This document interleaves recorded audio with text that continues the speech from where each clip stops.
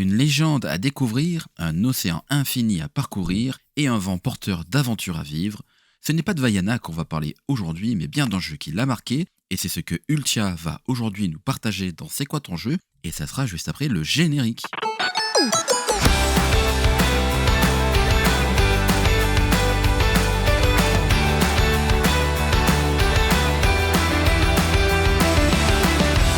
Bonjour à toutes et à tous et bienvenue dans ce nouvel épisode de C'est quoi ton jeu, plus communément appelé CQTJ. J'espère que vous allez bien et que vous êtes prêts à lever l'ancre une nouvelle fois vers un monde de souvenirs incroyables. Comme à chaque émission, je reçois un invité ou une invitée qui me partage ses anecdotes et souvenirs autour d'un jeu qui l'a profondément marqué, quelle qu'en soit sa thématique, vous le savez, ça peut être jeux vidéo, jeux de société, jeux de rôle, jeux de cartes, etc. etc. Alors si vous aussi, vous avez des moments qui sont inscrits en vous à jamais, alors n'hésitez pas à me le faire savoir, et on sait jamais, vous pourrez peut-être participer à l'émission. Je suis Joël, votre hôte, le temps de cette émission, et nous sommes le 29 avril, une période printanière où l'air devient plus doux et où les esprits aventureux rêvent d'horizons lointains, un peu à l'image du jeu qu'on va évoquer aujourd'hui, et qu'on se le dise, le jeu qu'on va aborder vous réserve de belles escales. Pour voguer à travers ces souvenirs, j'ai le plaisir immense de recevoir une personne dynamique et pleine d'entrain, une exploratrice super cool de monde vidéoludique, streameuse sur Twitch, mais pas que. Alors, sans plus tarder, bienvenue à toi, Ultia. Comment vas-tu ? Salut, ça va et toi ? Ah, écoute, super, je suis vraiment content de te recevoir. Ouais, en plus, c'est une longue histoire, parce que franchement, ça fait 2 ans, je pense, qu'on est sur le point d'enregistrer ce podcast. Et puis, à chaque fois, ça tombe jamais au bon moment. Soit je déménage, soit j'ai plein de projets. Donc, je suis super contente d'accepter enfin. Mais c'est exactement... Alors déjà, c'est super cool que tu aies accepté. Mais c'est vrai, comme je te le disais en préambule, quand j'ai pensé ce podcast il y a 3 ans, tu faisais partie, je pense, des 5 premières personnes que j'avais sur ma liste d'invités. Merci. Et l'autre raison pour laquelle je suis content de te recevoir, c'est qu'on va quand même évoquer aujourd'hui un jeu qui compte énormément pour moi, donc c'est d'autant mieux. Trop bien. Alors j'ai une petite tradition pour chaque personne qui vient pour la première fois dans l'émission. Je lui demande tout simplement comment, tout simplement, le jeu est entré dans ta vie. Alors qu'en est-il pour toi ? Vraiment, je joue aux jeux vidéo depuis que je suis toute petite. Je pense que je joue depuis que j'ai 4 ans et j'en regarde depuis toujours, quoi. Je me rappelle très bien des premières fois où j'ai joué aux jeux vidéo. J'étais dans une maison de Champagne-Ardenne avec mes parents et mon frère. Et on avait un sous-sol aménagé avec une moquette trop confortable sur laquelle il y avait une télé, donc une télé cathodique avec des consoles de jeux. Il y avait même les NZAP et compagnie, franchement, c'était ouf. Wow. Et du coup, on jouait là avec mon frère, avec mon père. Et je jouais aussi sur PC, sur les genoux de mon père, à des jeux comme... on jouait vachement à Myst, Exil, on jouait à Duke Nukem aussi, ce qui est assez drôle parce que j'étais vraiment toute petite. C'est clair. Mais bon, à l'époque, tu comprends même pas... surtout vu les graphismes de Duke Nukem, je pense que j'étais pas très choquée, quoi. Ouais, non, c'était une bouée de pixels, donc ça devait aller. C'était un peu ça dans ma tête, donc ça faisait pas très peur parce que parfois quand j'en parle, ils me disent mais attends, mais ton père il te mettait devant Duke Nukem. Moi je dis oui. Puis après j'ai re-regardé des images, je me suis dit mais bon, je pense que c'était un petit peu c'était pas très clair dans ma tête à ce moment-là peut-être. Ouais. Et j'ai joué aussi à Star Wars Racer, on jouait beaucoup sur PC. Ah, excellent.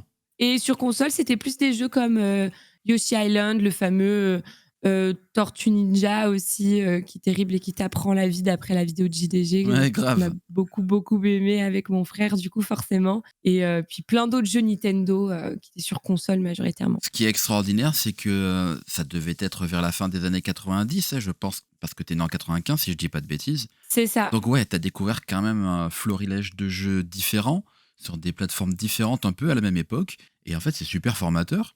Ouais. Tu parles de Duke Nukem, le jeu PC. Le fameux Tortue Ninja de la mort qui est sorti sur NES, sur lequel je me suis arraché les cheveux, mais comme pas possible. Alors c'est marrant que tu fasses le parallèle avec la vidéo de JDG.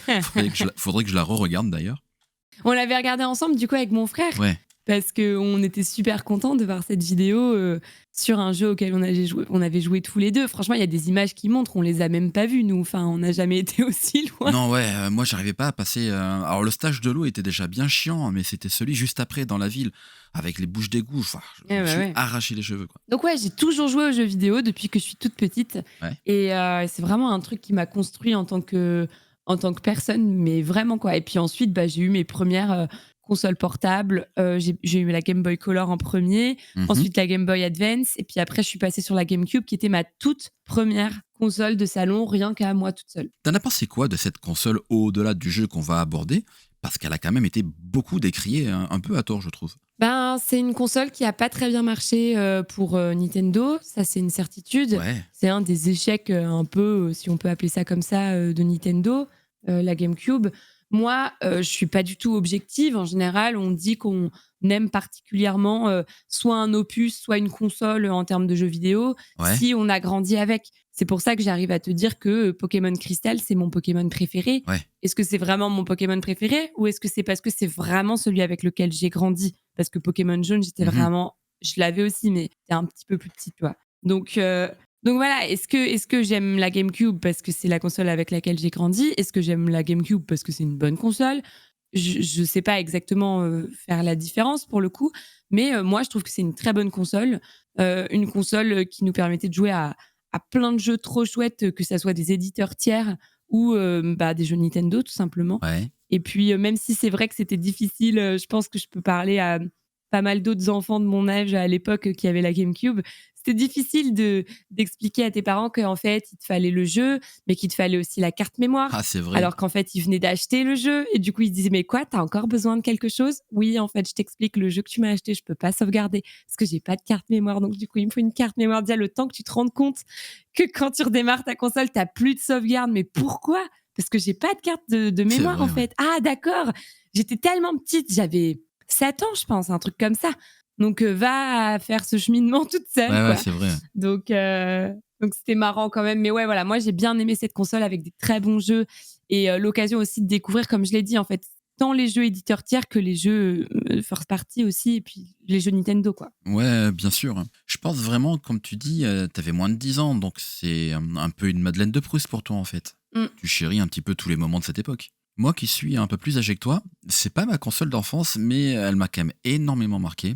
Elle est sortie à un moment, j'étais étudiant, je le disais à Antistar dans l'épisode qui est sorti il y a un mois et demi, le Mario Kart Double Dash qui est sorti dessus, c'est un de mes préférés ever de chez Ever, et il est sorti sur GameCube. Complètement. Mais il y a de très, très, très bons jeux qui sont sortis sur GameCube, hein.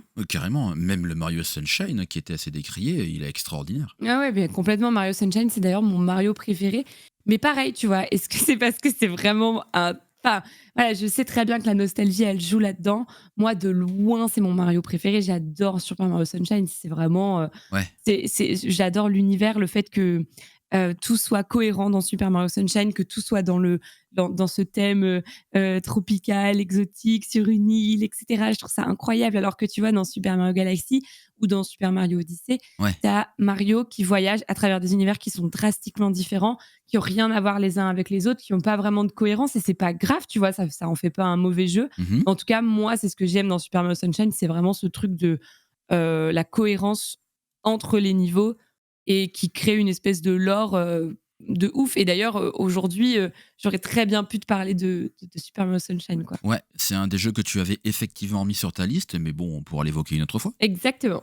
Alors, on va rester sur la thématique de l'île, hein, puisque, allez, on arrête le suspense. Hein, le jeu que tu vas aborder aujourd'hui, c'est Zelda Wind Waker, qui est sorti en 2003. Alors, ce qu'on va faire, je te laisse un peu nous présenter le jeu avec ta vision de joueuse et de tes souvenirs d'enfance. Et dans un second temps, on évoquera un petit peu tes souvenirs. Ouais, bien sûr. Alors, The Legend of Zelda, The Wind Waker, en effet, ouais, c'est le jeu que j'ai choisi aujourd'hui. C'est un jeu vidéo, Zelda, hein, Ouais. sorti par Nintendo, je crois que c'était en 2002, il me semble. Ouais, 2002 au Japon et 2003 en Europe. Et même pour info, c'est le 10e jeu de la franchise Zelda. Ah ouais, c'est ouf. Ouais. Et en fait, c'est assez fou parce que The Legend of Zelda, de base, Nintendo partait pas tant sur un côté très cartoon comme ça. Grave. C'est un jeu vidéo qui a été annoncé après une espèce de démo qui avait été montrée à un gros salon du jeu vidéo dont je me rappelle plus le nom, je le savais. C'était pas le 3 à Los Ah, Angeles? ouais, t'es sûr que c'était le 3, c'était pas. Il me semble que c'était le 3 ou l'année d'avant, ils avaient fait la démo technique incroyable du Link. C'était ça. Ouais. C'est ça dont je parle. Ah ok, d'accord. C'est ça, c'était le Space War 2000. Ok. Voilà. C'était le Space War 2000. Ouais. C'était 2001 et Nintendo avait montré une espèce d'énorme démo technique de ce qui était capable de tourner sur leur console. Et on y voyait un Link très très réaliste, en train de combattre un Ganondorf, une énorme épée. C'était vraiment une démo technique pour montrer ce qui était possible de faire. C'était assez épique, quoi. Et en fait, Surtout qu'en plus, ouais, je me permets de te couper, et ça contrastait un petit peu avec les jeux de la N64 avec Ocarina of Time et Zelda Majora's Mask, avec des graphismes qui étaient quand même adultes, enfin adultes, une façon de parler, mais un peu aux antipodes de ce qui va sortir ensuite avec Wind Waker. c'est ça. Et justement, en fait, et quand ils ont montré cette démo technique, tout le monde s'attendait à un jeu Zelda très très réaliste après Ocarina of Time et Majora's Mask. Et puis en fait, patatras, c'est Wind Waker qui est annoncé. Et alors vraiment, ça n'a pas du tout fait l'unanimité. Les gens s'attendaient à un jeu qui soit plutôt en phase avec cette fameuse démo technique.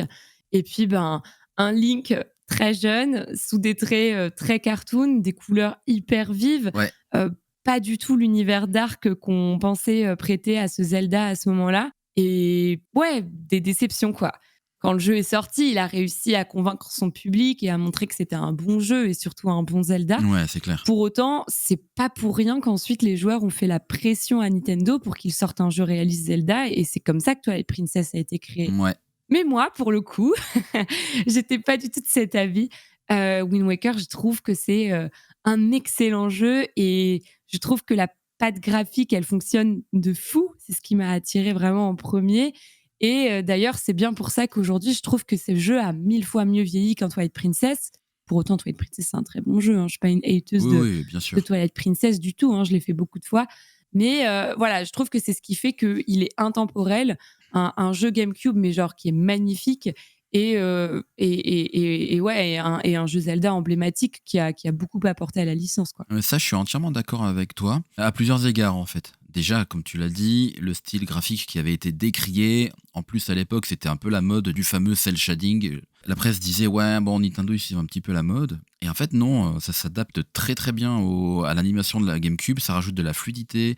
Puis on voit que tout le design de Link, de Tetra et de tous les personnages sont vraiment bien adaptés à la console, et c'est difficile de les imaginer avec des animations plus Ouais, réalistes. exactement, je suis assez d'accord. Et en plus, je trouve aussi que dans Wind Waker, il y a une histoire qui est vraiment très belle. Je sais pas ce que tu en Oui, penses. j'aime beaucoup le côté, tu sais, enfin, le jeu commence avec la célébration de Link au passage de l'âge adulte entre guillemets, et il se trouve à devoir aller libérer sa sœur qui a été capturée, accompagné de Tetra. Oui, c'est ça, si je me rappelle bien, ça fait longtemps que je l'ai pas fait. Ouais, c'est ça, Tetra, ouais. Et puis derrière, ça reste un Zelda, donc l'aventure commence, les responsabilités de Link deviennent un peu plus importantes, de manière un peu plus importante que simplement libérer sa sœur. Et le message que l'histoire te délivre et qui te permet d'en découvrir toujours un peu plus avec pourquoi en fait ce monde est rempli d'îles.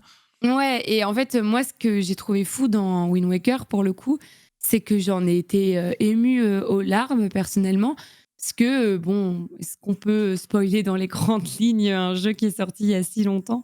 Oui, je Il y a pense que oui. plus de 20 ans, mais il y a une scène finale très marquante, du coup, où Ganondorf explique à Link et à Tetra, qui est en réalité Zelda, waouh, spoiler alerte, Ouh. eh bien, il lui explique pourquoi il fait ça. Pourquoi il noie Hyrule sous les Ouais, flots, ouais. pourquoi il a cette envie de vengeance, pourquoi. Et en fait, ça le rend très humain. Parce que jusqu'alors, Ganondorf, c'est un peu une grosse bête avide de pouvoir, qui très injuste et qui veut détruire le monde. Et puis, sous forme bestiale, en Ganon, c'est encore pire, quoi. Vraiment, il a écouté sa colère, il est parti, il est plus là, quoi, le mec, hein. Et pourtant, dans Wind Waker, on a vraiment un dialogue final près du lit de Zelda, où il explique pourquoi il fait ça, vraiment ses intentions. Et j'ai trouvé ça si joli et si juste. Parfois, je me re-regarde cette Ouais. scène sur YouTube parce que juste, je l'aime bien, quoi. Ouais, puis ça apporte une profondeur enfin au personnage de Ganon qui est juste pour l'instant, enfin qui était relégué pour l'instant au simple rôle d'antagoniste. Ouais. Moi, je voudrais savoir, car il y a un truc que j'ai adoré et un autre qui m'a déplu dans ce jeu, c'est que je trouve que le jeu est quand même fait en deux parties principales. Une partie extraordinaire d'aventure et d'exploration, et ensuite une seconde partie un peu plus d'exploration Ouais. que je trouve un peu plus décevante, où en fait tu fais juste qui se résume en fait à faire des ronds dans l'eau et à pêcher des fragments de Triforce. Et je trouve cette partie moins intéressante. Alors je voudrais savoir ce que t'en penses. Ouais, t'as raison. Je vois très bien de quelle partie tu parles. En effet, Wind Waker, c'est un jeu Zelda où, comme dans beaucoup de jeux Zelda et comme dans beaucoup de jeux Nintendo, à vrai dire, il y a quand même des petits moments de redondance. On sent qu'ils ont voulu accélérer, enfin, augmenter artificiellement la durée de vie du jeu, comme les moments immédiats, en fait. Enfin, à chaque fois, il y a toujours le moment où tu vas combattre à nouveau les boss du jeu plusieurs fois d'affilée. Enfin voilà, dans les jeux Nintendo, c'est vraiment hyper courant de faire ça. Ouais, Donc cette histoire de repêchage de Triforce, c'est un peu pareil, je trouve. Et c'est vrai que c'est un petit peu redondant, ouais, mais ouais, c'est vrai. mention spéciale au fait que la version Wii U, qui est vraiment au final la version sur laquelle j'ai plus joué à Zelda Wind Waker, donc c'est The Legend of Zelda Wind Waker HD, qui est sorti l'année de mon bac, donc en 2013. Ouais. J'ai vraiment saigné le jeu, je l'ai fait plein de fois. Et en fait, ils ont amélioré toutes les redondances, toutes les lenteurs via la version HD. Donc c'est vraiment un très très bon jeu sur Wii U. Et justement, le fait de chercher la Triforce, c'est plus simple. Il y a aussi d'autres quêtes comme ça qui étaient un petit peu fastidieuses, qui le sont beaucoup moins. Et même sur la navigation avec le bateau, sur le fait d'aller plus vite. Enfin voilà. Donc je saurais plus tout te dire exactement la liste de tout ce qui a été amélioré dans la version Wii U, mais ça en fait une version du jeu qui est vraiment mais ultime quoi. Ah bah tu vois, c'est là que je me rends compte un petit peu que le temps passe parce que 2013, on est en 2025 et j'ai toujours pas fait cette version HD donc Mais tu vois, il a tellement bien vieilli, le cel shading c'est tellement incroyable ouais, et le ouais, c'est jeu est vrai. vraiment ouf que vraiment tu vas y jouer mais tu seras trop content en Ouais, je fait. suis d'accord. Tu vois, en ce moment là, je suis en train de faire le Echoes of Wisdom qui est sorti l'année dernière. Bon, c'est un petit Zelda, mais bon, tu vois, je suis en train de kiffer, tu vois, je souris bêtement avec le jeu entre les mains. Et Wind Waker, tu vois, à chaque fois que je l'évoque, j'ai quand même une vraie fibre, enfin, un vrai brin de nostalgie qui m'arrive. Et je me dis que vraiment, ce portage HD, faut que je le fasse parce que c'est un jeu qui m'a vraiment beaucoup plu. Ouais. Qu'est-ce que tu avais pensé des musiques?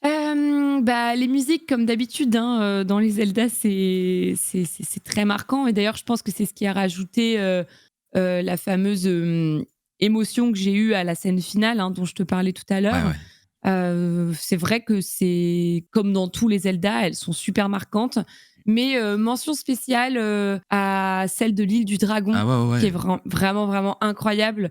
Et encore aujourd'hui, ben, quand je stream sur Twitch, et que je fais du just chatting, donc je discute avec mon chat, et ben je mets un petit fond de musique. Ouais. Souvent, je mets les musiques de Zelda Wind Waker. Moi, ce qui m'avait marqué dans ce jeu, c'est qu'on a toujours été habitué dans les Zelda précédents, c'est du thème principal et des quelques musiques qui te restent en tête. Et moi, je trouvais qu'à l'époque, c'était le premier Zelda où ils avaient, j'ai eu l'impression, entièrement remodelé le thème principal. Et même au début, tu vois, tu reconnais pas les sonorités jusqu'à ce que tu aies le refrain qui se lance et qui te fasse retrouver cette thématique légendaire. C'est quelque chose qui m'avait marqué.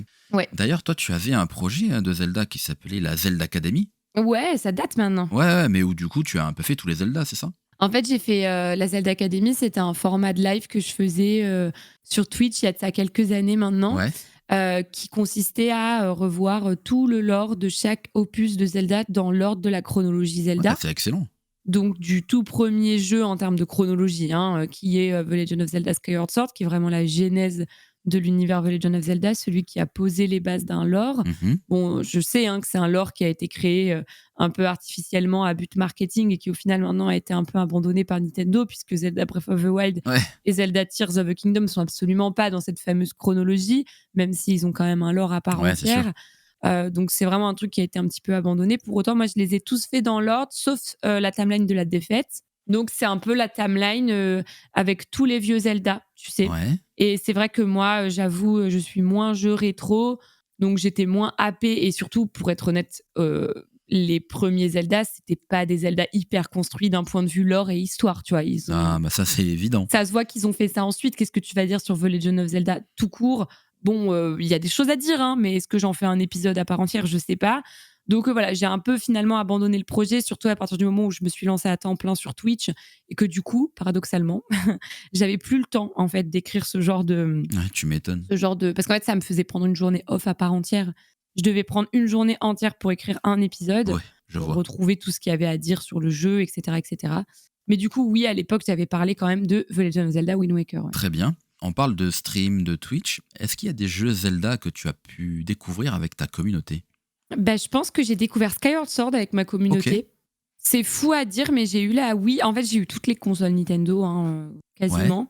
Mais j'ai eu la Wii, mais j'ai jamais eu Skyward Sword. Et je sais même pas pourquoi. Mais tu sais, c'est aussi une époque où les jeux on te les choisit beaucoup, tu Ouais, vois. c'est vrai, ouais. On te les offre. Moi, j'avais pas d'argent de poche, donc si t'as pas de proches qui jouent à des jeux vidéo, ce qui était mon Ouais. cas, et dans ma classe, j'étais l'une des seules à jouer aux jeux vidéo, bah en fait, t'as personne qui te fait des petits conseils et du coup, t'achètes un peu à la tête de la jaquette. Et puis en fait, je sais pas, je crois que j'ai jamais joué à Skyward Sword en fait. D'accord, ouais. Donc voilà, donc pas de Skyward Sword pour moi.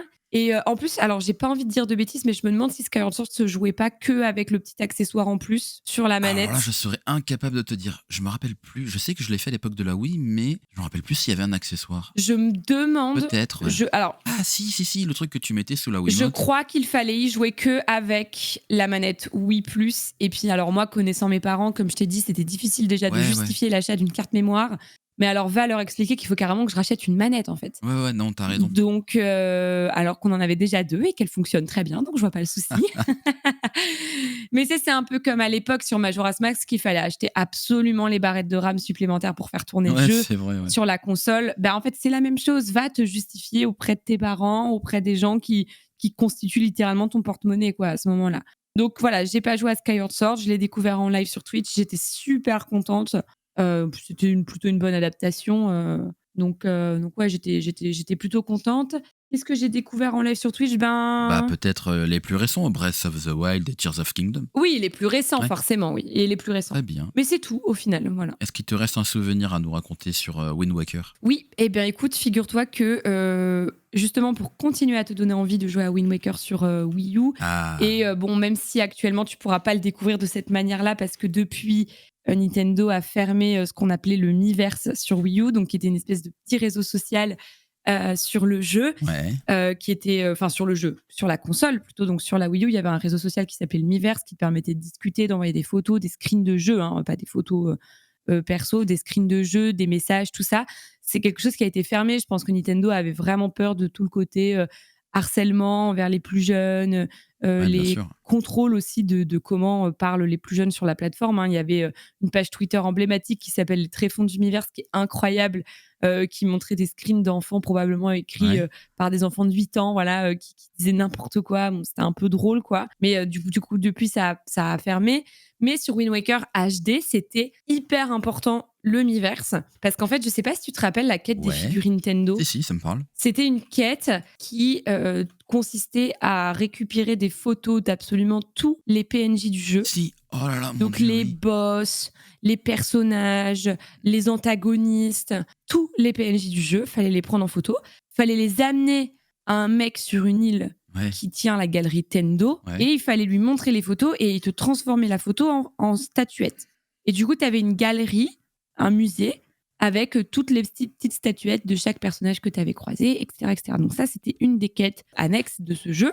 Et en fait, sur Wii U, cette quête prenait tout son sens, puisqu'on pouvait envoyer des photos par bouteille à la mer, Excellent. et nous-mêmes recevoir de manière aléatoire, en se baladant au bord de mer dans Zelda Wind Waker, une petite bouteille que tu ramasses, que tu ouvres, et qu'est-ce que je vais avoir dedans? Probablement une photo de qui? Est-ce que je l'ai ou pas? Est-ce que je l'ai déjà ramené? Est-ce que j'en ai déjà transformé?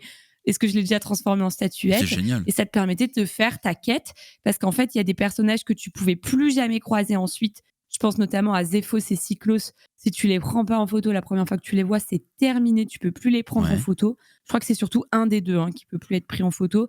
Et du coup, si tu l'avais pas dans Figurine Nintendo, tu pouvais jamais Ouais, horrible. compléter ta quête à 100%. Jamais. Jamais tu dois recommencer ta save. Franchement, c'est génial comme système. Voilà, et donc avec ce système de Miiverse et de bouteille à la mer, c'était possible. Et moi, j'ai trouvé ça trop bien. Et c'est la première fois que j'ai pu finir ma quête grâce aux bouteilles à la mer. Voilà. Franchement, c'est vraiment super comme concept. Franchement, Nintendo, c'est des génies, on le sait Ouais, tous. j'ai trouvé ça super. Et puis en plus de ça, c'est une quête qui a été. C'est une quête. C'est un système qui a été amené après. Cette quête existait déjà. Et du coup, c'est trop bien.